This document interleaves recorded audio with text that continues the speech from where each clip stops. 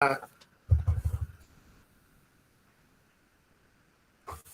right, so we are live. I'm here with Ben. Ben, how are you doing? Good. Life is beautiful. You're looking Uh, good. I like your little house plant in the back there. hey, thanks. It likes you too. Ah, that's Yeah. pretty cool. So what's going on? I haven't talked to you in probably months, weeks or months, weeks or months. It's life is beautiful. So I'm a minister, and we're doing. I would say I'm a minister. I'm an interim minister. So the church does a lot of internal work around helping resolve any conflicts during their previous minister's time. So life is rich, focusing a lot on people hearing each other when there's differences of opinion and a lot of tenderness. And so you're actively involved in smoothing over relations or what? Yeah, like helping people to hear each other, say what they want to say in a way that feels good for them and can be heard. Um, Figuring out which ouches from 5 years ago should we address, maybe if they're part of a pattern, and which one should we say, okay, I love you and forgive you, and let's just let that go. Okay. So do you want to give a concrete example or it's too I don't. delicate? It's too delicate. Okay. It's not too delicate. It's just private. Yeah. That's what I meant. Yeah. Yeah. And just air the dirty laundry. Yeah. So that sounds like a fulfilling role you play there.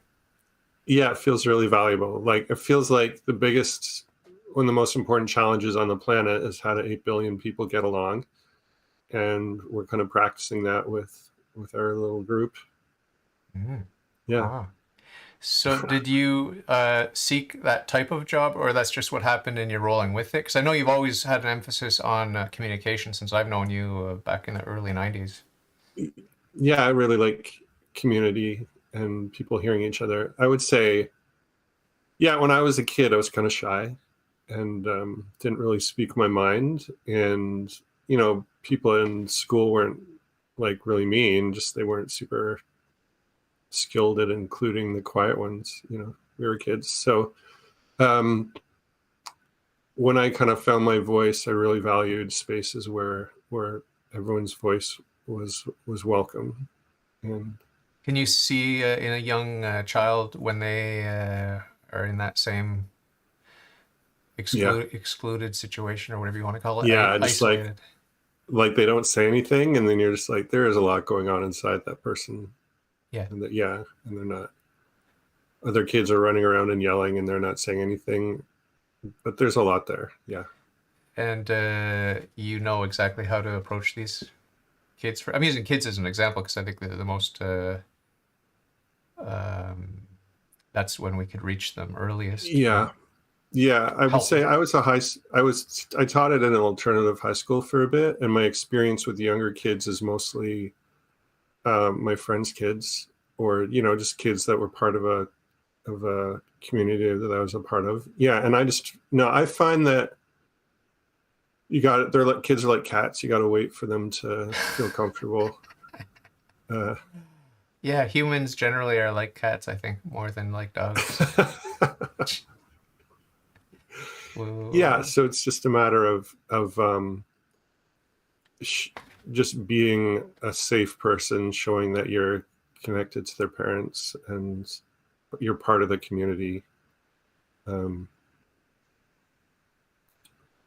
and if they become comfortable and speak up, they do, and if they don't, I feel sad about it. But You don't have a bunch of tricks you use to trick them into coming out of their shell? with cats, we have tricks. With cats,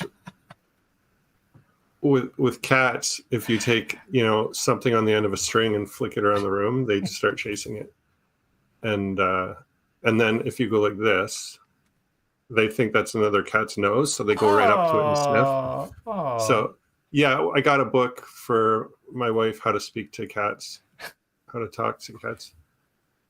No, no, with kids, because of the vulnerability of because there's a lot of bad actors out there. You don't want to be manipulative. Can you recognize you a got to bad teach actor? kids to. I haven't had that experience, fortunately, Oh, as far as I know. wow. So that means it's rare to find these bad actors you're talking about. Um, I don't know how any. Or they hide it well enough that you can't see it. Yeah, I mean, this is a question. Do you know free range kids? No, sounds cool. Free range kids is this movement to say actually the risk to kids is really low. It's more dangerous to coop kids up than it is to let them walk to the park by themselves Cool. because they become resilient if you let them out of your sight for fun. You know, when we were kids, we just played. Yeah. We just left the house, and at dinner Wandered around. time, our parents rang a bell or whatever. It used to be really normal, and now you can go to jail for that sort of thing Are you serious? in a lot of places. Yeah.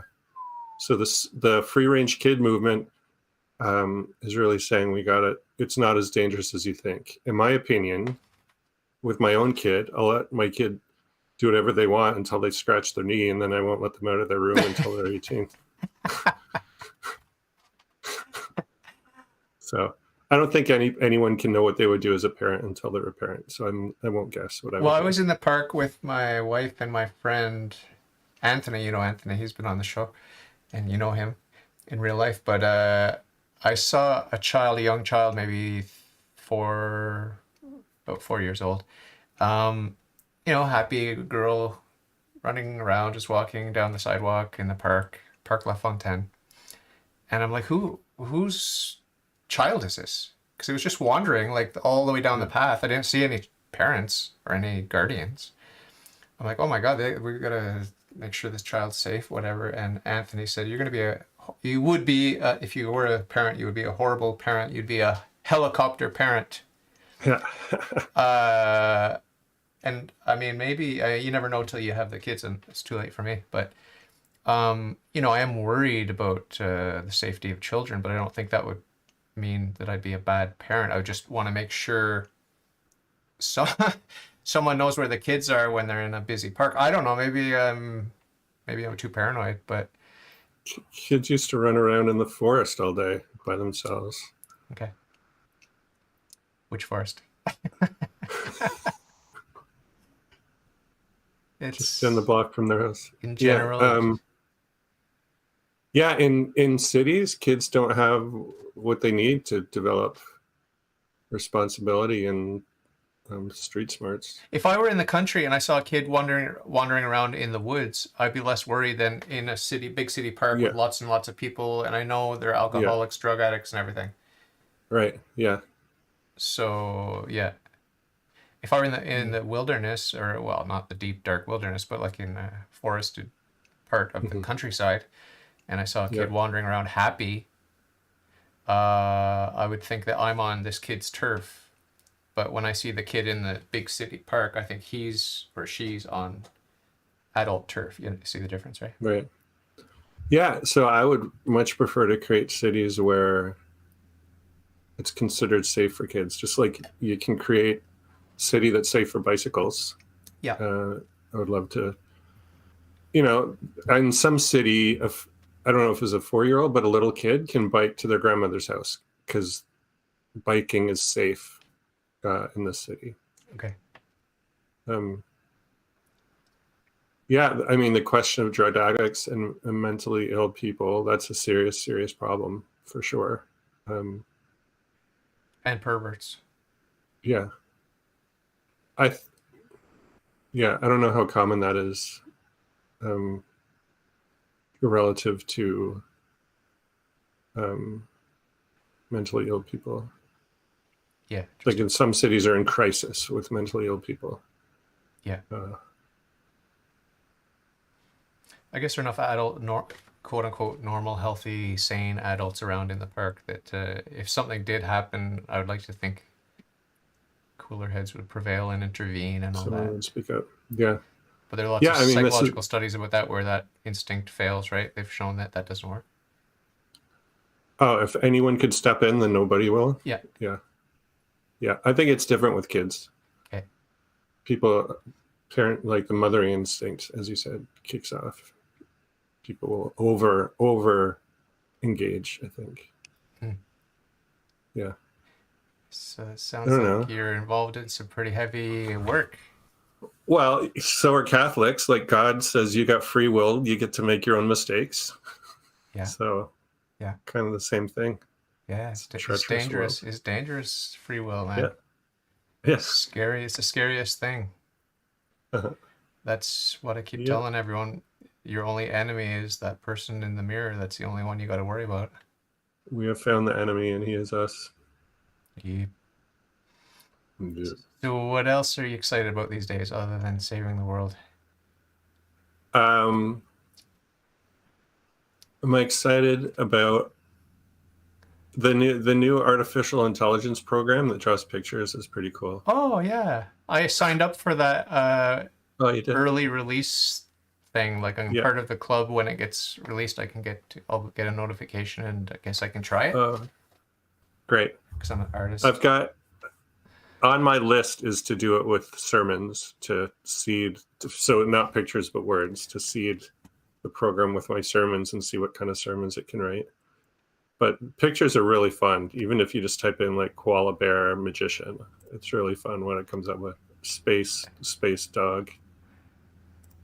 It's called DALL-E. DALL-E. DALL-E. Yeah, I'm on the wait list, it's called. The wait cool. list. So, yeah, I mean, people talk about how evil AI is and all that sort of thing. I think that guns don't kill people, people kill people, and AI doesn't kill people. People kill people with AI, you know what I mean? Yeah, it's a powerful tool. It's what you do with it. Yeah, And I mean, I think there's a lot of death that can be delivered because of the misuse of information, manipulation of information, and not to mention supply chain stuff, right? yeah. Who eats So and who doesn't eat? yeah. A friend says that, oh, this new technology will have new problems, but we've always had problems, so don't worry about it. And then some people say, no, we won't be able to trust anything. Anything we see on TV could be fake. Yeah. There's already a lot of lies and trickiness on TV, so I don't know how much this will level it up. Do you watch TV? Netflix. Okay. Did you hear? But most shows are mostly people arguing. Really? Like most TV shows. Really? Like if it's a 1 hour drama, half of it is people Bickering? just disagreeing with each other. Yeah. Really? People like that? You like that? Apparently. Like the TV show Lost, I thought this was a really interesting storyline, but take out all the arguing. There's nothing left. It's, hey guys, it's raining outside. No, it's not. Yes, it is. Oh, it is raining. Okay. Is it windy? Yes. No, it's not. It's too much. People are highly disagreeable. Yeah, I wish in Netflix you could choose the category of low on disagreeableness. Oh, is that Like, from Jordan Peterson? It's from Big Five Personality Traits. Okay. Yeah. I would love that. You value agreeableness as of everything you've said so far? Too much is too much. Too much agreeableness or too much disagreeableness? Too much disagreeableness. Yeah. There's so much more to the human condition than arguing. Yeah. Just too much is too much. If people are arguing about something important, like if someone who values safety is arguing with someone who values risk, then that's interesting. But if it's just two people disagreeing with each other, that's not interesting. So yeah, I would love for Netflix. What's the last disagreement you had that was a valuable and necessary disagreement? If you don't mind sharing that.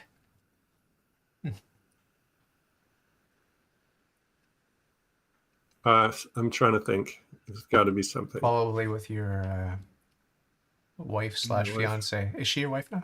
Wife, yeah. Nice, congratulations. Yeah. I wish I could have been there. Thank you, me too. How many people were there? How many people were there? 2 witnesses and a minister. Oh. It was beautiful. It was out in a park, and we told the minister, we said, we want to improvise. We want to semi-improvise the service. Is that okay? And she said, yeah, that's okay. Yeah, it was a great way to do a wedding. Did, Friends of ours copied us and did a similar one. oh, can you send me the video? Send me a link to the video so I can watch it. No, no video. We've got photos. That's all. Did you hire a photographer? No, our friends Okay, took photos. because everyone's a photographer today, right? Yeah, most people, 3 out of the 5 of us took photos. Yeah. Cool. Yeah. That's cool. What day was that? Date? Gosh, roughly September 5th. You should know. You should It's know. not what's important. You It's should really know. not what's important. To you. Yeah, it's I not don't think important to that's you. what's important. It's not important to you. No, I think the first weekend in September is more important than what day Okay. day of the month it Do you is. remember what day of the month it was? Maybe the 5th. Okay, let's Google it. How's that? It's very important to me. Okay. Okay, first. Okay, September what? What year was it? I think it was the 5th. This past September. 2021. Let's do this. It was Saturday, September 4th. There you go. You're off by only one day. That's pretty good. 4th, September 4th. Okay. Yeah, I don't know what we've argued about. What time to go to bed? Okay. Okay. Like you want to stay up and she wants to go to bed. Or vice versa. It depends on the day. Oh, really? Oh, okay. Yeah. Sometimes you want to go to sleep. Yeah. Oh. No, I can think of a bigger deal, but I don't want to announce it. Yeah, no problem, no problem. But just I domestic really, stuff. honestly, I thought we would have more arguments about my. I go through phases of having different mannerisms, like Yeah. same, like Quirkiness. catchphrases. Yeah. Yeah, and I really thought she'd be like, okay, that catchphrase needs a break, but Yeah. she really, maybe I'm learned to tune into that stuff by now. Does she ever explicitly say you're annoying or you're annoying me? If I'm like stroking her hair, she'll just take my hand and move it. She doesn't like She'll that. just take care of it herself. She doesn't like that. She doesn't like the stroking. Well, it depends. If she likes it, great, and if she doesn't, she'll just. Okay. If she can make the change herself, she doesn't. No need for She just words. does it. No need for Yeah. words. That's pretty cool. Yeah. Yeah, Anna does the same thing, but with words too. Lots of loud words. Fuck off, you asshole. Whatever. Just like, and that's just when I just gently touch her shoulder. Yeah, I'm exaggerating a bit. So I've been listening to some of your live streams. Oh, okay. Recent stuff? Yeah, I think so. Yeah, in the last month. Whatever pops up on the feed. Yeah, You're whatever subscribed? pops up. Yeah. And? Yeah. So it seems like you're much more active in the culture wars than you used to be. Yeah, because of Really? COVID. Yeah. Because of COVID, yeah. Yeah. I hate the tyranny. Hate it. You know about Rolling Thunder? I've just saw it in the news. And Yeah, what's I have the no idea how big it mainstream is. spin? What's the mainstream spin? I'm not familiar with it to know. Just What there's a impression couple did you get? motorcyclists. Did you get a... I got the impression that it's related to the Freedom Convoy, but it's motorbikes. Okay. And they said one thing they were chanting was USA, USA. Okay. That's all I got out of it. Okay. So I have no idea. I'm guessing they value freedom and think Trudeau is a fascist. Yeah, there was some kind of a priest or something that they called him Padre. So it might have been a Catholic priest. He had an owl on, and I'm hoping it was Catholic because he gave a good speech for freedom, and it was a very loving message to Trudeau, like, we love you, we want you to repent and change your ways and all this sort of thing, make Canada great again, that sort of stuff. And so it was pretty cool. I saw that. I didn't go to Ottawa, but for this bikers rally, but I did watch a little bit. Anna made me watch some of the speeches. She's she's been politicized. Like you know, you talk about me getting a little bit politicized. She went from 0 to like full on every day following right-wing news every day. Wow. Every day. What a change. What a change. Unbelievable. It's amazing. is she now leading you? Is she now thinking, David, why are you so chill and mainstream about everything? She's a constant reminder of the tyranny to me, right? So it's an inspiration in that way. But I was always a freedom fighter anyway. I've always valued freedom and independence and the rights of the individual. And one of the Catholic principles that I love and cherish the most is mind your own business. In other words, leave me alone, right? And I've talked often on my podcast before COVID about how I like to be left alone. I like to be anonymous at church. When people know me at church, when people get to know me at church, I switch churches. I don't want to be known. I don't want your nose in my business. That's my personality. I don't like having someone commenting on the choices I make. Yeah. Right? I mean, if it's a friend, that's great. Like you and I can disagree and you can tell me what you think, whatever, that's fine. But strangers in public places, and a church is a public place, just strangers in public places putting their nose in your business, I don't like that. Never like that. So, are there any collective action problems? what does that mean? Are there anything going on in the world that requires us to collaborate to solve? Oh yeah, everything. Okay. But we should collaborate as individuals, right? Not as the Borg, right? We should be individuals working together with that principle, that Catholic principle of subsidiarity, right? So whatever can be downgraded to a lower level of authority should be. You're morally obliged to give that power down. Let the power flow down. You're morally obligated to do that, always. So, for example, to me, education in Canada is a provincial issue. Okay. If the different provinces want to collaborate on education, they should do it themselves. The federal government should not get involved. That sounds good. Yeah. Whereas the federal government does get involved, and they say this affects everyone, so we should be involved. Yeah. Maybe they have a point. I don't know. I don't know that much about it. Yeah, but yeah, I tend to feel like we should subsidiarity is important, that we should bump as much down as possible so that when we do need to collaborate, people aren't afraid of the Borg. Mm-hmm. Where some people say, no, we need to practice collaborating, so let's practice collaborating on everything so that we'll get good at collaborating. Let's turn everything into a federal issue. Yeah, but I've worked for the government of Quebec. I've worked for the government of Canada. I've worked for private industry, that big, medium, and small, and micro. Right now I work for micro. It's my favorite. Why? Because the decision making is more fluid and there's less of that bureaucratic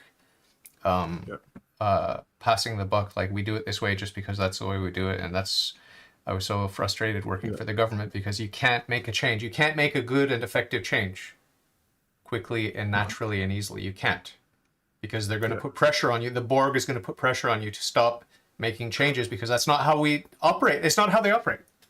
They operate from top down. So that was very frustrating to my nature, my particular proclivities when it comes to freedom and taking action, like problem solving. Like, we have a practical problem here. I have the solution and you won't let me implement it because we have to go through all these steps, which may or may not ever happen. Probably not. Yeah. I hate that. It frustrates me. Yeah. You agree? I have sympathy for the need to coordinate makes things take longer in large organizations. I have sympathy for that. Yeah, it's annoying for sure. Like, I'm choosing to be in an organization of about 150 people. Yeah. With like 4 staff and a lot of volunteers. So at that level, you can do a lot in a large group, and sometimes you can take the initiative to make changes. But yeah, if I want to change too much, I need to get people on board first. Yeah, I mean, I should also admit that I work in an office where there are 3 people, right? Myself, my supervisor, and the big boss. and even the secretary's not sure there. She works from home since COVID. But you know, I'm not trying to say that I can implement every change that I want to implement, because that's not the case. But at least I can get the feedback right away. And I'm frustrated sometimes with the reasons why it can't go my way. But I've been married for 27 years. I know I can't always go my way. You know what I mean? Hello, that's a 2-person organization, and I don't get my way. I don't know what percentage of the time, but I mean, she gives me a lot of freedom. You know, she lets me be me. She hates my religion, but she respects my choice, I guess. Okay. I have a question. Suppose that with COVID, the risks of COVID. Yeah. If you create a mathematical formula about the risks, and if we tweak the parameters, let's say it was like a little bit more contagious, a little bit more deadly. Yeah. At what point would you say, okay, we need to coordinate on this? I'd say what I say right now, which is everyone can do whatever they want to do. And the people that want to be part of the Borg, bullying everyone by being part of the Borg, bullying other people that aren't part of the Borg to be part of the Borg, I tell them, if that's what you want to do, do it. I don't want to do that, but that's your choice. I don't think it's a good, healthy, sane choice. But my principle is do what thou wilt. It's my principle when I was a Satanist, and it's my principle as a Catholic. It's the same principle. The only difference is that now I choose to be Catholic.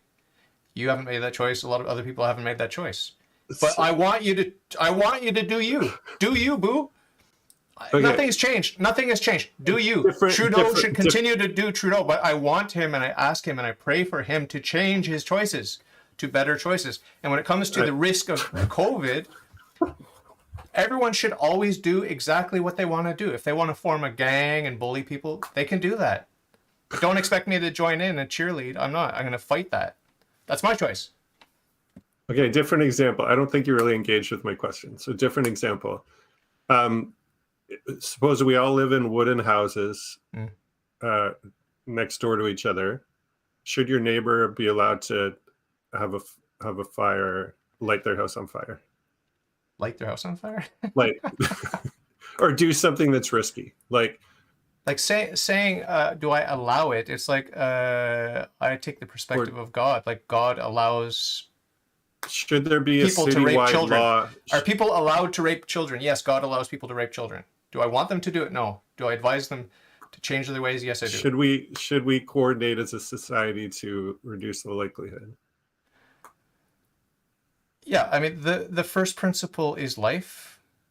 Okay, so I have the God-given right to life, liberty, and the security of the person, and that's protected in the Charter, right? And the Canadian Constitution. Those rights are protected by law, right? They're God-given rights, but they're protected by law. They're supposed to be. So the first principle is life.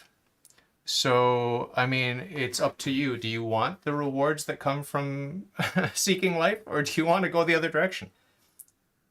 Choose wisely, choose life. That's what Moses said. Choose wisely, choose life. Choose life. So you may not think I'm answering your question, but it's very, very important that we know we have free will, we have free choice, and the choices we make matter. And when it comes to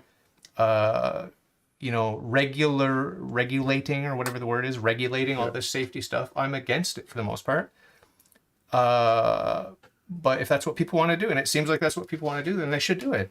And, I understand the concern, like we want to protect the vulnerable and all these sorts of things, but I think it's natural and healthy to protect the vulnerable, and I don't think we need to legislate it or enforce it. I think it's just people, like, if you want to kill your grandmother by coughing in her mouth, that's your choice. I think it's a bad choice, but I wouldn't send people to prison for that.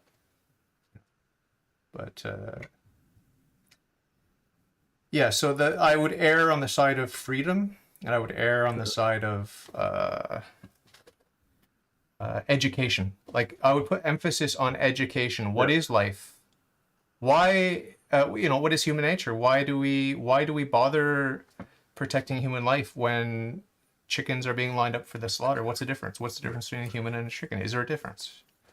Get to the root of the issue. Like, am I God or is God God? Like, this is what I would want to emphasize. If I were to influence politics in Canada or in any other nation, it would be to emphasize life, liberty, security of the person, free choice, and asking some fundamental questions about, metaphysics, so that we can have an education system that's grounded in sound principles that actually serve life instead of serving death.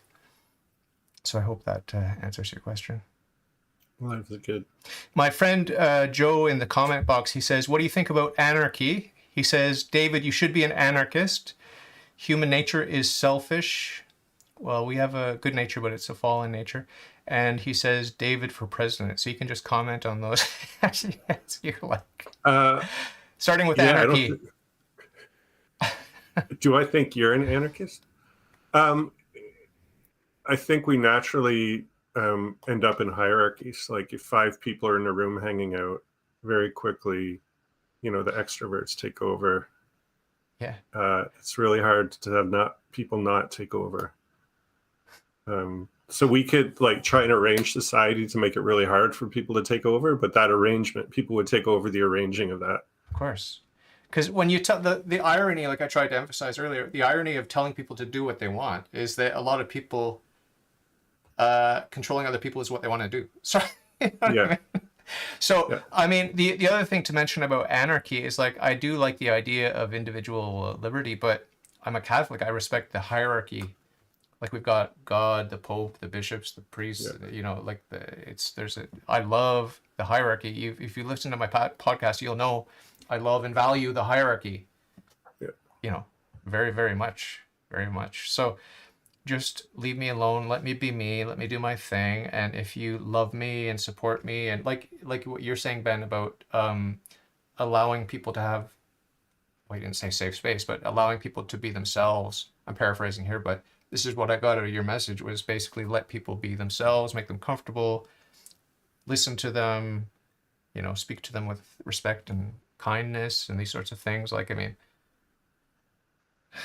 That's the key. I think that's the key to a healthy society, period. Yeah. I like free speech. I'm really skeptical of free speech laws. And when it's your birthday, I don't want anyone picking a fight with you about, it's your birthday. People there's shouldn't, protocol there, yeah. There's, what do you call that? There's politeness, manners, protocols. Yeah. Yeah. Yeah. I think, on your birthday, your friends shouldn't try and sort out your, conflicts they have with you. Say that for another day. Have an intervention on your birthday. Yeah, exactly. So you've seen that happen? I can. In a subtle way. I've had holiday events where I thought, do we really need to have this conversation today? Yeah, I've seen that happen. But sometimes it's the intimacy of the special day is what makes it come out. Yeah. And I honor that as well. Okay. Yeah, so I'm conflicted. I believe, I like voluntary groups that agree on restrictions. We choose as a group to speak to each other with compassion. But I would not want a federal law that you have to speak with compassion. Yeah. So that would get abused. Mm-hmm. What do you think about veganism and these sorts of things? Do you think it's noble to try to do less harm to the animals? Yeah, I do. And I'm omnivore. Right now, I just accept I'm an imperfect being. I was vegan. I was near vegan for a little while. Did you feel better psychologically? Yeah. Spiritually? Yeah. Just strive. Like I was talking to a guy at a party, and he said he tries to respect the animal that he's eating. Like, I love you, thank you for giving your life to me, and sorry if you suffered, these sorts of things. So that seems like a nice sentiment. He got that from the native spirituality, First Nations. Yeah, I think that's better than not caring, but it's not as good as not killing. Yeah. And yeah, I'm amazed when I've expressed care. Like when I've said, oh, the natural order is predation. That's awful. The natural order is predation? Yeah, like predation is part of the natural or Yeah, well, love of since the life. fall, since the fall. My friend Joe is asking, does Ben believe in God? So you can answer that in whatever way you want. Yeah, I find the word. So I'm an atheist who went to divinity school, and I learned to translate a lot of language so that it made sense to me. So I use the word God, but I don't use it in the way David does. And I like, for me, where the energy of the universe came from, I have no idea. I don't have an answer to that. What about So, cannibalism? Joe asks, what about cannibalism? Humans eating humans. Got any comment on that? I think it's a sin and a crime and just one of the worst things. what about that plane crash in the mountains where they did it to survive? People were dead anyway. That's less culpable for sure. Yeah, Might I not be a don't sin. support. Might not be a sin. I don't support killing people and eating them. Oh, he was But joking. if Joe says he you're, was joking about that question, by the way. But anyway, go ahead. it's still fun to answer. Yeah. Thanks, Joe. Thanks, Joe. No, but it's an interesting question of if the body's right there, why would you waste it? And then there's the question of, do you trust taboos? Do you Yeah, yeah. trust taboos or not? Well, you're the one that really opened my eyes up to the latent wisdom of the taboo that Oh, really? you told me a story about this. Joe says, I converted from cannibalism to veganism. He must be joking. Anyway, you told me about this where people would question a long-standing tradition. They didn't understand the tradition. And then when they went against tradition, bad things happen. And then they realized, oh, that's why we have this tradition. Okay, so you Okay. opened my eyes to this years ago. Do you remember that conversation? I don't. No, Wow. I don't. The lost wisdom of Ben. I'm really curious what topic it was. It was probably economics and politics and stuff like that, because that's what you were always interested in, economics, right? Yeah. Yeah. Does that ring a bell? Does that ring a bell as an exciting idea? Human behavior. Tradition. Yeah. Yeah. Which traditions are actually helpful? Imagine you know Chesterton's fence. Don't take down a fence unless you know why it was put up. But do you know that? You must know that. Vaguely sounds vaguely familiar. He's Catholic. You must. Yeah, I know him. I know him. I know many of his witty retorts, but that one I don't. Chesterton's fence. He says, "Don't take down a fence unless you know why it was put up." Okay. But my response to that is, but don't repair a fence until you know why it was put up. Ah. I think it's worth learning the hard way. So when some people are making bad decisions now, sometimes I feel like, oh, we need to learn the hard way. Like with free speech, maybe we need to learn the hard way that it's valuable. It's so annoying what we're going through as a Western culture now, with all the policing and all the sensitivity, oversensitivity, I think, and trying to have a moral policing, which I'm against. I think about the confessional when I go into the confessional and I confess my sins, and it's disgusting stuff, selfish stuff. Ben is Canadian, yes, Joe. We grew up in the same city, Kingston, Ontario. But anyway, I don't know if you're allowed to talk about that, but anyway. So in the confessional, like just the gentleness of Christ in the person of the priest, and just the lack of judgment. This is when I have a good priest, which is most of the time, there's no finger wagging for the most part when you have a good priest, and there's just that gentle call to repentance and to change of life. And so if you have a friend who is a quote unquote racist, for example, or sexist, or whatever it is, there's a way to help that person to come closer to the truth and to respecting their human nature and the human nature of the person that they have a prejudice against. And our Western society now is sick. It's so sick. And one of the manifestations of that sickness is the way that we treat people who are wounded. If they are, they have sexual proclivities that are aberrant, or whether they're very attached to their particular tribe, or, they become racist or whatever. Like, I mean, I just don't. Huh? We use the force of the state against people who are making bad choices. Yeah, it's not helpful, and it's exacerbating these problems, and it's widening the divide. And you and I have talked about racism before, and how there are systemic or systematic, I don't know what the word is, things in place that just keep the lower classes down, and different ethnic communities down, keeps them down, and it's horrifying, you know. But I think it all comes down to the individual choices we make when we're communicating, and if we can summon up the energy to not make rash judgments, and to not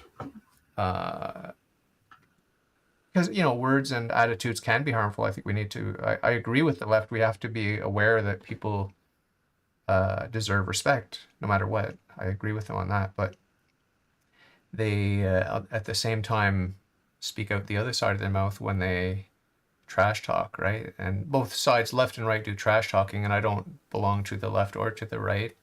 Although I'm, obviously more sympathetic to the right now because of the way the left's going crazy, but just the hypocrisy of claiming to never to want to harm people, and then just trash talking them like you're a drunken truck driver or whatever. It just doesn't make sense. Doesn't make a lot of sense. That was hurtful. That was hurtful to I'm truck sorry. drivers. Yeah. I have to be careful what I say. But part of the experience of being married for 27 years is you kind of learn how to play rough, and to figure out how far you can push another human being, and where are the real dangers to harming someone's dignity, and where are the playful ways where you can play rough. And I think that's good. I think it's a healthy thing for us to realize that a lot of the dangers are imagined. They're only imagined, a lot of these dangers. Yeah. You're going to have to go soon, right? Yeah, I need to go soon. Yeah. For me, part of humor is towing the line of what's inappropriate to say. You show you understand inappropriateness by making the joke, that the joke's just on the line, or maybe even slightly over the line, and that shows that you understand where the line is. Yeah. But I've learned not to do that with people who aren't in on the joke. Yeah. You've had some bad experiences there. Yeah. Yeah. So that's a feeling out process, like in a fight, right? The boxers feel each other out, just like. Yeah. That's fun. Yeah, I mean, some people, they figure out who their true friends are by, can you take a joke? Can we joke about this? Yeah. Can I poke you and you'll poke back, and then we're friends? Yeah. Versus other people who are testing their friendships by, will you honor me if I say ouch? So in Unitarian youth groups on the weekend, often they'll make a behavior agreement at the start of the weekend, and one of the things is to honor ouches. If someone says ouch, you really honor it, which is the exact opposite. Another group might make the behavior agreement, we agree to ouch each other to prove our deep friendship. So it's just different choices. Yeah. So what would you say about our long-standing friendship in terms of those two camps? Ouch, don't ouch, because I don't think we push each other's buttons. I think we enjoy disagreeing about things, but we don't, you never point out that I'm losing my hair. Well, I just have a weird fetish for bald men. I don't know what it is. I've always liked bald men, so it's a positive. It's a positive for me. My wife thinks I'm fucking weird, man. Every time there's a guy on TV, not all of them, but when there's a bald guy on TV, I'm like, that guy's good looking. And she's like, is it because he looks like Ben? No, it's not because he looks like Ben. So yeah, I got a weird fetish for bald men.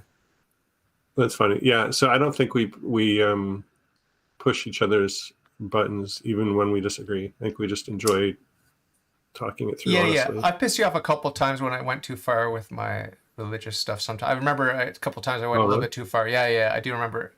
Uh, I do remember that. But yeah, you're pretty good, fun guy to chat with and easygoing. Yeah, but I remember at the beer store when I said I want the cheapest thing you have, and the guy said, "I'm sorry, we're out of it."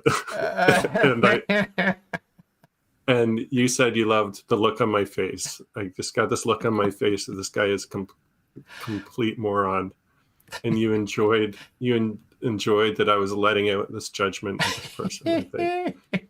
And looking back, yeah, I was a little mean there. Oh, That was a little mean of me to let that out. you're a sinner, You man. know. It's okay. It's okay. Maybe uh, he went away and thought about it and he's like, wow.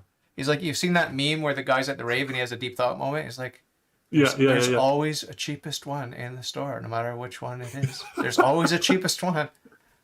Just like I've done that too. I went to the shoe store. I just said, I just want a pair of shoes. I want the cheapest pair of shoes we have. And they just refuse to cater to that. They will not cater to that because it's not in their best interest, right? Yeah. So that's just business 101, I guess. Yeah, that's try to when upsell. actually I let out some attitude when I'm with salespeople. Yeah. Unfortunately, it's not fair. Relative to my usual level. I'm not saying I'm rude, Microaggressions. but You're yeah, guilty of I'm a little microaggressions with your facial expressions. passive aggression. Yeah. Passive aggressive. I can be passive aggressive. Well, you've told me Because, before you're very judgmental of people. You get bored with people and you feel superior to everyone. I'm oh, paraphrasing. I'm thanks paraphrasing. I'm paraphrasing. thanks for announcing that to the world. Feel free to correct me. I was overstating it just for fun. Yeah. Sorry about that if that was too I much can be information. Yeah, I can be judgmental. I can be very particular Or maybe in the about. past you were more like that. Yeah, let's say this is all in the past. It was Um, in the. It was definitely in the past. I'm not. It wasn't. This oh wasn't. yeah, yeah. This The wasn't question just is before we it in the went live. present? This was years ago. So don't feel bad that I'm maligning your character publicly. Milan Kundera said you can see everyone as lyrical and be like as like a poem and be always disappointed because they're just not um,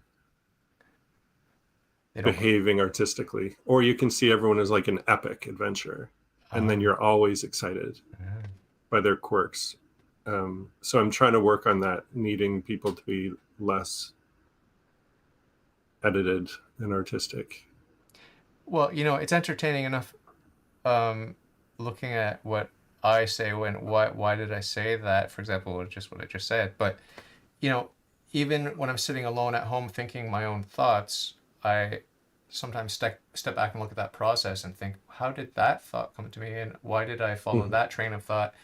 So if that's fascinating, imagine how fascinating it is meeting another human being and listening to what Yeah, comes out of their mouth. Like, I mean, so it's endlessly fascinating, I think. I mean, not to say I don't get bored with people, and I'd love to talk to you more about this particular aspect because I went to a party recently and there's certain people I'm attracted to, other people I just get bored after a few seconds of talking to them, and I wonder why that is, given the fact of what I just said, that everyone is surprising and unique. yeah, That we could explore that next time, but it's something I do notice with myself. Like I just can't fake it. If I'm not interested in someone, I just can't fake it. yeah. Um, I was at an authentic relating gathering. Do you know authentic relating? No. They have workshops in Montreal and Cool. online. Cool. They're conversation structures that just invite total honesty. Cool. And once I was doing it in a small group, 4 or 5 people, and then someone was just completely bored, Okay. and they mentioned I might have to leave. My thoughts are just completely on my relationship. Okay. And we're like, what? That's the whole point, to say what's authentically on your mind. And so then she started actually talking Sharing. about it, Okay. and she became completely engaged. Okay. And so for me, the challenge when I meet someone is helping them feel comfortable so they can actually be real. Yeah. Like if you're bored with someone who's just being pleasant, Yeah. I'm sure they're interesting. Yeah. It's just a challenge of getting there. And that's something I'm working on. That's pretty cool. Yeah. Yeah. Cool, cool, cool. So thanks for coming on. You got to wrap things up here. Is there anything else you want to say? Love is good. God, if you're out there, forgive me. There's a process for that forgiveness. I can email you all the steps you need to take. It's all right. Don't worry about it. No, but I appreciate you coming on at short notice. I mean, you didn't know that I was going to have you on here, but it's always nice to see your face. And when we chat on the phone, my boss did buy me a smartphone, by the way. I do have a smartphone now. Okay.